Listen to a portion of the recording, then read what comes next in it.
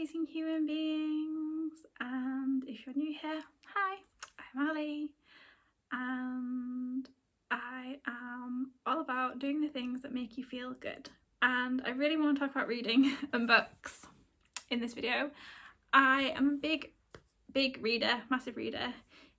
If you have seen any of my Notion videos, monthly planning videos, you'll have seen me slowly increasing my reading stuff, or my books and everything in there. On average, I read about 200 books a year. 99% of them are on my phone, on my Kindle app, and maybe 1% is actual physical books, because space, really, you don't always have the space for books. And I do read a lot of romance books primarily. I don't tend to read much more than that. I mean, I would read occasional classics, and over the last few years I've been reading more self-help, self-development books. And last year I don't think I set myself the goal, but I'm not quite sure. I wanted to read more self-development, self-help books, and I ended up reading 7. And so this year I want to try and read 12, which is 1 a month, which seems really doable, or I thought it did to start with. But the thing is, sometimes the books that you're reading can be so dense or so full on that you end up only reading a few pages or a few chapters, putting it down, picking up something else, which I think is why a lot of people go through stages where they don't read anything. Because if you're just reading self-help, self-development books all the time, it can be a bit full on, it can be a bit much. So on that frame, I have a bit of a, self-help addiction, as in I've bought books and they're just lining my bookshelves and I hardly read them. I wanted to join the library at the end of last year. I wanted to join the library, and that has what I did in January. And as if I didn't already have enough books, I'm now renting books from the library. But these are books that I have an interest in and wasn't 100% sure about buying. So I kind of thought, why not get them from the library and read them and see what I think. I've only read a couple of them. Yeah, so I've only read a couple of them so far. So I'll share with you the books and what I think and why I got them and that sort of thing. So I got Beat Low Self-Esteem with CBT by Christian Wilding and Stephen Palmer. Healthy self-esteem does not mean thinking you are the best at everything. It means being comfortable with yourself even when you are not. Improve your self-confidence, feel better about yourself, be more happy and motivated. I am currently doing CBT therapy on the NHS at the moment with my CBT therapist. It is not like therapy I got way back in 2010 when I lost my dad to cancer, so it's quite a bit different in that aspect. And obviously that was more about grief and losing my dad and coming to terms with losing my dad, and this is a bunch of different things that I'm dealing with this time. And I struggle with my self-esteem, probably like a lot of people do, and I thought I would read this and see what I thought of it while I'm doing therapy at the same time as well, so maybe I could discuss it with my therapist. I've only read the introduction and I didn't really like it, so don't have many things to say about this at the moment. Because I didn't like the introduction, I haven't really picked it up again, so I really need to focus a bit more on reading this. I have practically finished Live Lagom by Anna Brones.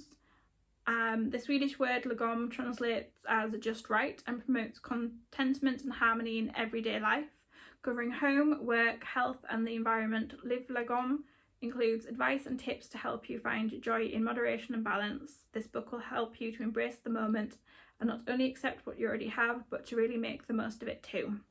So I'm probably pronouncing that wrong as well, by the way, so my apologies that I'm saying Live Lagom and it might be pronounced completely different. Quite a few years ago now, I fell in love with the whole hygge, Swedish word for cozy, especially in winter, and making your home more hygge. And again, apologies that I'm probably butchering that rather badly. And when I saw this in the library, I kind of thought, that sounds like something that I need at the moment. Like, I'm looking for just right. I'm looking for a bit more balance in things. And I'm really enjoying this. So much so that I'm actually looking at repurchasing this online. It's currently on Amazon in the book format for like £3.75 or something. So I'm looking at maybe buying this with what's left of my Amazon gift voucher that I got for my birthday. That I got for Christmas. But yeah, I really have enjoyed this. Also, it's a nice, I like how the book's designed. So you have your text, and then you'll have pictures to go with the text, which I really like, and then you'll have pops of colour, if I can find, like, you know, text and things. I'm sure they do it for most of the beginnings of the chapters, so let me see if I can find the beginning of a chapter. Yeah, there we go. So you've got the yellow and more pops of yellow, which kind of translates to the front of the book as well. And yeah, I'm really enjoying this. I haven't finished it. I'm up to Gone for Health is where I'm up to, so I'm pretty close to finishing it. And my favourite part so far has definitely been the work section in it. So yeah, I've definitely enjoyed the work section in this one. So I definitely, even though I haven't finished it, I would definitely recommend this one if you're interested in finding that just right balance, if you're interested in, you know, the Swedish way of living, how they're a bit more happier and cozier and minimalist really as well, which I quite enjoy. My next book is by Deborah James, How to Live When You Could Be Dead, which very sadly this book came out just after she passed. I think did she get knighted or something? So I think she's a dame before she passed, which is pretty awesome and amazing. It's her second book, I believe, and it's question your life as if you didn't have a tomorrow. I live it the way you want to today. Sorry, the text isn't very clear on the back because of the green and everything. I was alive when I should have been dead. In another movie, I missed the sliding door and departed this wondrous life long ago. Like so many others, I had to learn to live not knowing if I had a tomorrow because statistically I didn't. At the age of 35, I was blindsided by incurable bowel cancer. I was given less than an 8% chance of surviving 5 years. 5 years later, my only option was to live in the now and to value one day at a time. I haven't started reading this, to be honest with you. The reason for that is really silly, but I'm not a massive hard book. Like, this kind of hardback is fine, but this one, like, there isn't that much of a big difference in size, but this just feels a lot bigger when you're reading it, and just, I've smacked myself so many times on the head when I've been reading and I've just not been paying enough attention, and yeah, it's not the best, but it's not available in paperback yet at the moment, and I didn't want to get it on Kindle. Whoops, I'm just looking at the inside. It's very colourful, which is nice, because usually when you get a hardback book, I don't often like the book jackets, so seeing the inside is nice too, but obviously this is a library copy. And this has just been, really wanted to read this just because I've been, oh, it kind of matches my jumper, because I've been struggling with my mental health, and I've been having intrusive thoughts, and obviously I suffer from a chronic illness that's obviously nowhere like having cancer or anything like that. I'm not comparing anything to like that, but just when I've been really sick and the mental health side has struggled, it's been really difficult. And I did get sepsis at the end of 2016 after a big massive surgery, and I supposedly nearly died, and it was very bad, and it took me a long time to recover from the sepsis. And I've kind of always just felt like this is just my life and I've just got on with it, and I kind of feel that maybe that this is the kind of theme as well. And so I was just really interested in reading it, and I thought it might be a good pick me up for my mental health when I'm struggling at the moment as well. So if you've read this, do let me know if you enjoyed it, because I think it's going to be a good book. On that same kind of chronic illness, mental health, CBT, self-esteem theme that I seem to have going on, you'll see the couple of themes. I have Sabotage by Emma Gannon, How to Silence Your Inner Critic and Get Out of Your Own Way. I read a sample of this on my Kindle app and I really enjoyed it. I follow Emma on Substack and enjoy her writing. We all have a relationship with self-sabotage, a tendency to put barriers in the way of our progression and our own happiness at home and at work, both on and offline. Sabotage is a book about challenging these behaviours, digging a little deeper into why that unhelpful voice can creep up on us. Procrastination, jealousy, inner critic, how can we overcome these obstacles? How do we stop getting in our own way? Exploring real-life stories of success and setbacks from leading cultural voices, Emma Gannon searches for experiences, solutions and ways to look differently at what's really holding us back. This is the handbook you need to slay your own sabotage. And so I'm very excited to dig into this one. I don't think I've really read that much. I've read the introduction, I think. Yeah, read the introduction and I really liked it. So I'm quite excited to read this one. It is possibly at the top of my list once I finish Live Lagom. Yeah, I sabotage myself. I know, and I've done it for years and I would like to overcome that. So yeah, I'm very excited to read this one, and I wasn't quite sure when I was looking at it online whether or not it was something that I'd want, like when I buy a book I'd ideally want to keep it on my shelves. I don't want to buy it and then get rid of it. That's not really my thing, so that's why I'm kind of excited and glad I've got the library to read some of these books. And I also have, very predictably, gone for The Life-Changing Magic of Tidying Up by Marie Kondo. I probably don't need to introduce this book at all, but last year in 2022 I really got into upping the amount of decluttering I was doing and wardrobe evaluation that I was doing and all that kind of stuff. And I wanted to get a bit more clarity on minimalism and all the stuff that we have in the house and stuff like that. And I really thought reading The Life-Changing Magic of Tidying would be really good for me and really helpful to help me get going on some things, because I struggle with, I was trying to see if I could find what she calls it, but I struggle with books, getting rid of books, and I also struggle with keepsakes, memorable things. I struggle with getting rid of those sort of momentum things that hold sentimental value. That's it, sentimental value. That's what I'm, oh look, and I've opened it up on Storing Books. Put all your books on the floor.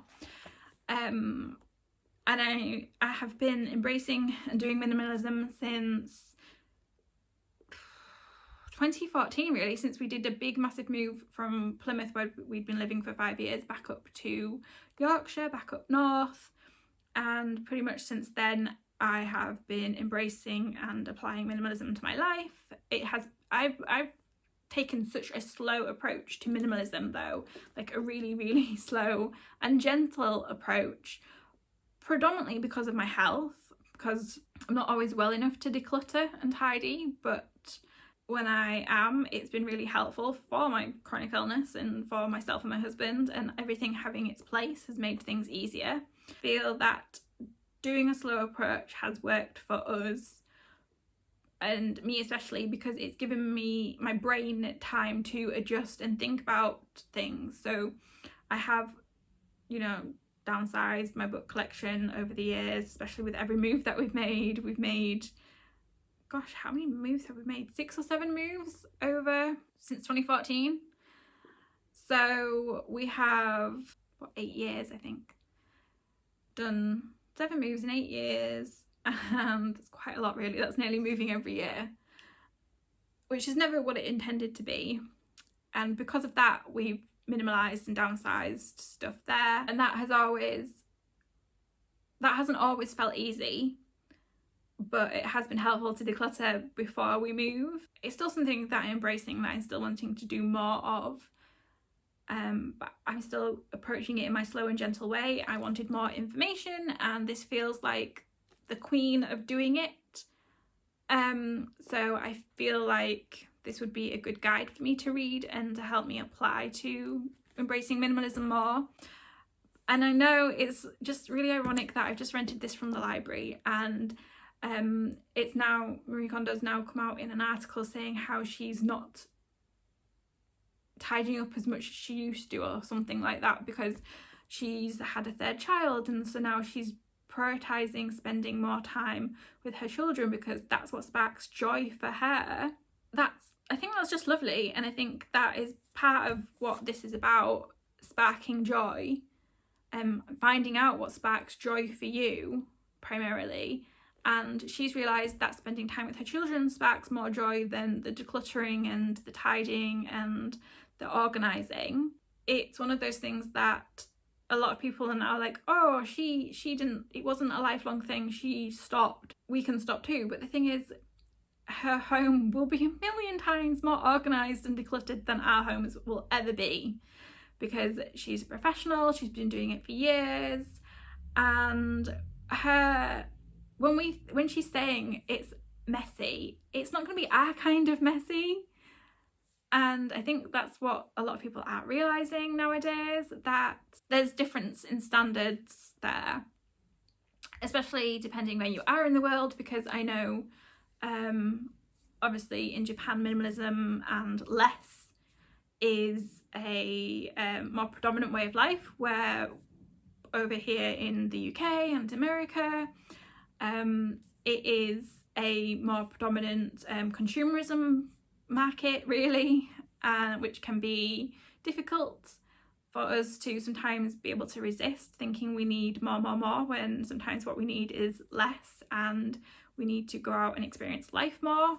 And I kind of feel that that is something that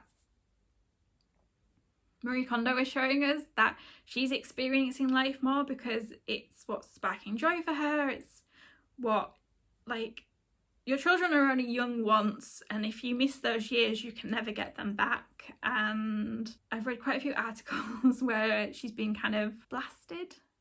No one's been particularly nice, and that's really mean and not a very nice thing to read. She probably doesn't read these articles herself anyway, but it's still pretty mean, where people are like, she failed so we can give up. And it's like, she didn't fail, she's just focusing on different things. But again, her home is going to be a million times more tidier and put together than our homes will ever be. Still really want to learn from one of the best people who has written about tidying up and minimalism. If you have any book recommendations in that kind of aspect of minimalism and tidying up, sabotaging self-esteem, how to live your life more, balance, I would really love more recommendations, because I am determined to get on with reading and trying to help myself as much as possible to be the best human being that I can be given my circumstances. My first book, my first self-help, self-development book of 2023, and it was The Curated Wardrobe, which I rented on my Kindle Unlimited on my phone, on my Kindle app, which was an interesting read. There were some bits that I liked, some bits that I didn't. I'm also going through my wardrobe again and trying to figure out my sense of style a bit more and what brings me joy in my wardrobe with what I wear, which you'll see more videos about that as well soon too. So yes, any recommendations, I will happily take them. And I really need to get reading now because I have about a month before these have to be back in. So wish me well. Thank you for watching. Please subscribe and give this a thumbs up, because then I know you like my videos about books and I can do more book videos. Because if I don't get a lot more likes, I can't do more videos, because I know you guys won't love them as much. So please give me a thumbs up, and I'll catch you in my next video, and I will see you next time. Bye!